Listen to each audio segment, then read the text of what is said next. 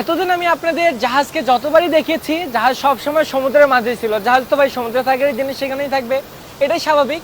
কিন্তু এখন আমি আপনাদের যেটা দেখাতে চলেছি সেটাই অস্বাভাবিক। তার কারণ এই আমাদের জাহাজ এতদিন যে জাহাজকে দেখিয়েছি এটাই সেটা, কিন্তু এখন দেখেন আমি যেখানে দাঁড়িয়ে আছি এটা একটা বেসিন। এই জাহাজকে এখন আমরা এই বেসিনের মধ্যে নিয়ে এসেছি। এটাকে বেসিন যদি আপনারা বুঝতে না পারেন তাহলে এটাকে একটা সুইমিং পুলের সাথে চাইলে কম্পেয়ার করতে পারেন।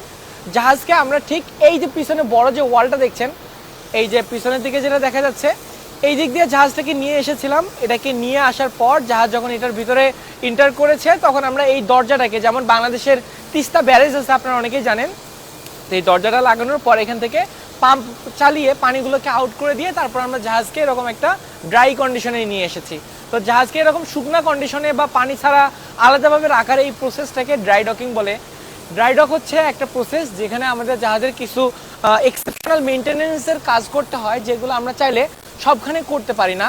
যেমন এই যে জাহাজের তলা যে পেইন্ট করছে, তারপরে এই যে জাহাজের পাখাটা আমি একটু আপনাদের দেখিয়ে দেই। এটা হচ্ছে আমাদের জাহাজের প্রোপেলার।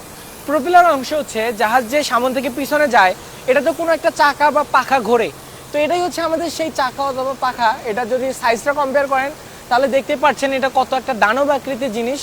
তো এর পিছনের যে অংশটা দেখছেন এটাকে বলে রাডার। এটার কাজ হচ্ছে জাহাজ ডানে না বামে যাবে সেটা আমরা এটা ঘোরানোর মাধ্যমে কন্ট্রোল করি। তো এই যে এত বড় একটা রাডার দেখেন, এটা কয়তলা হবে, একতলা, দুইতলা, তিনতলা, চারতলা, অলমোস্ট 4.5 তলা 5 তলার মতো। তো এই 4.5 তলা 5 তলা জিনিসের একটা জিনিস যেটা মুভমেন্ট করবে, এটা তো ভাই আমাদের 1000 জন মানুষের পক্ষেও সম্ভব হবে কিনা এটাও ডাউট আছে। তো এই জিনিসটাকে মুভমেন্ট করানোর জন্য আমাদের হাইড্রোলিক পাওয়ারের দরকার হয়।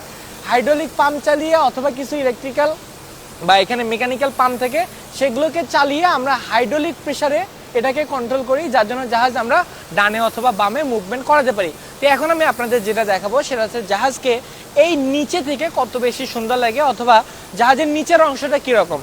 তো আমরা একটু সামনে যাচ্ছি। এখানে দেখেন আপনি যত কিছুই দেখছেন প্রত্যেকটাই এখানে কিছু আলাদা স্পেসিফিক টার্মস আছে যেটার জন্য এগুলো চলছে। জাহাজকে তো আর একবার ডিরেক্ট ফ্লোরের উপরে বসে দিতে পারবে না, তো জাহাজকে এরকম কিছু প্লেট থাকে বা এরকম কিছু পার্ট থাকে যেটার উপর বসাতে হয়। তো এই যে পার্টগুলো আপনারা দেখছেন এগুলো চিন্তা করুন যে এই রকমের কতগুলো পার্ট এখানে আছে। আমরা একটু যদি সামনে আসি তাহলে দেখেন আপনি যত দূরে যাবেন জাহাজের এই ক্ষেত্রফলের উপর ক্যালকুলেশন করে জাহাজকে সেভাবেই এখানে অ্যারেঞ্জ করা আছে, সেভাবেই এগুলোকে বসিয়ে দেওয়া আছে। তো এখানে পানি পড়ছে, বৃষ্টি হচ্ছে, এটা তো বুঝতে পারছেন। আমরা এখন জাহাজের এখান থেকে আরও সামনের দিকে যাব। এখন আমি যেখানে আছি এটা হচ্ছে ভাই জাহাজের তলা, এটা তো বুঝতে পারছেন।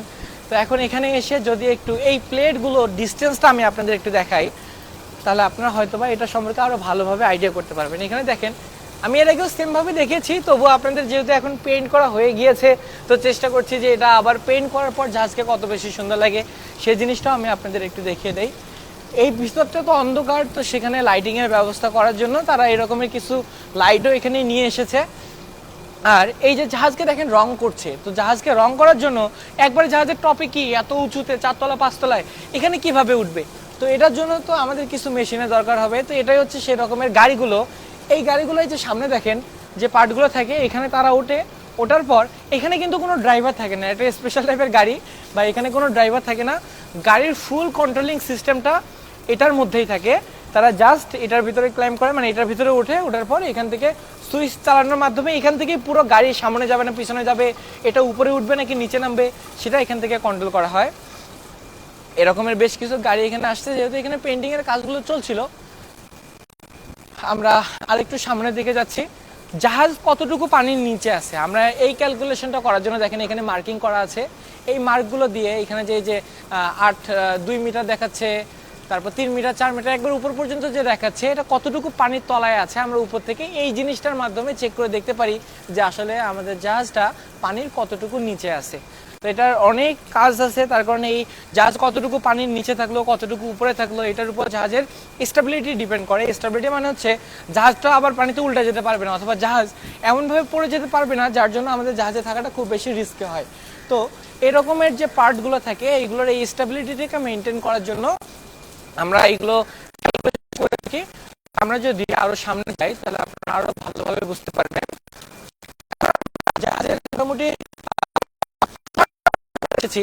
জাহাজের যে অ্যাঙ্করগুলো থাকে বা নোঙ্গরগুলো থাকে সেই নোঙ্গরকে ধরার জন্য যে চেইনটা থাকে, শিকলটা থাকে, সেই শিকলটার একটু সাইজটা ইমাজিন করে, এটা তো পুরোটাই হচ্ছে একটা শিকল। তো এই শিকলের আমি যে একটা পার্ট এখানে ধরেছি, একটা পার্ট দেখেন ধরা এইভাবেই, শুধু অংশটাই ধরা যাচ্ছে না। তাহলে এই অ্যাঙ্করটা কত বড়, এটার ওজন কত বেশি হতে পারে, এটা আপনারা আইডিয়া করতে পারছেন। আমরা অলমোস্ট জাহাজের সামনের পার্টে চলে এসেছি। এই যে আমি যেখানে বসে আছি, এটা কি আপনারা কি আইডিয়া করতে পারছেন? এই জিনিসটাই হচ্ছে আমাদের জাহাজের অ্যাঙ্কর অথবা নোঙ্গর। নৌকার মধ্যে তো এই যে ঠিক এতটুকু পার্ট থেকে, কিন্তু এরকমের দুইটা নোঙ্গর আমাদের জাহাজে আছে, তার মধ্যে এটা হচ্ছে একটা। যদি ওইদিকে যাই তাহলে এটাকে আরো ভালোভাবে বুঝতে পারবেন। শুধু এটা সাইজটা ইমাজিন করুন, এত বড় হচ্ছে একটা নোঙ্গর। এটা আমার মতো কয়টা মানুষ হবে এখান থেকে চিন্তা করতে পারছেন? তো আমরা আরেকটু সামনে যাব।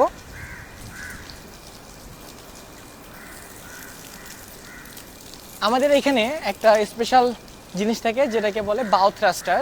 তো এই বাউ থ্রাস্টারের কাজ হচ্ছে, পিছনে আমি আপনাদের যে পাখাটা দেখিয়েছিলাম এটা হচ্ছে আমাদের ইঞ্জিন চালানোর মাধ্যমে হয়, কিন্তু এখানে এটা মোটর ড্রাইভের। এটা হচ্ছে একটা মোটর যে যখন ঘুরে তখন এটা ডানে সামনে পিছনে ধাক্কা না দিয়ে এটা ডানে বা বামে থ্রাস্ট দেয়। এই ডানে বা বামে থ্রাস্টের জন্য জাহাজ সামনে পিছনে তো পিছন থেকে আমরা কন্ট্রোল করি, কিন্তু এই ডানে বা বামে থ্রাস্টের জন্য জাহাজ আবার এই লেফটে অথবা রাইটে মুভ করতে পারে। তো এই যে এটা হচ্ছে আরেকটা অ্যাঙ্কর, একটা নোঙ্গর ওইদিকে দেখিয়েছি, এটা হচ্ছে আরেকটা নোঙ্গর। তো আমরা এখন এখান থেকে আরেকটু সামনে পিছনের দিকে যাব।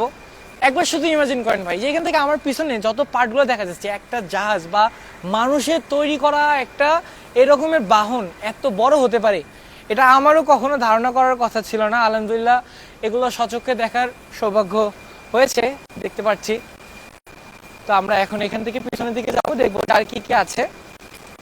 যে জিনিসগুলো আছে আপনারা তো এই পিছনে হয়তো বা আর কখনো দেখার সুযোগ কিনা না, কারণ এটা নর্মালি অনেক দিন পর পরে এই মেইনটেনেন্সের কাজগুলো করতে হয়। আর এগুলো স্বভাবত দেখা যায় যে সবাই সবসময় সেই সুযোগগুলো পান, ব্যাপারটা এরকমও না।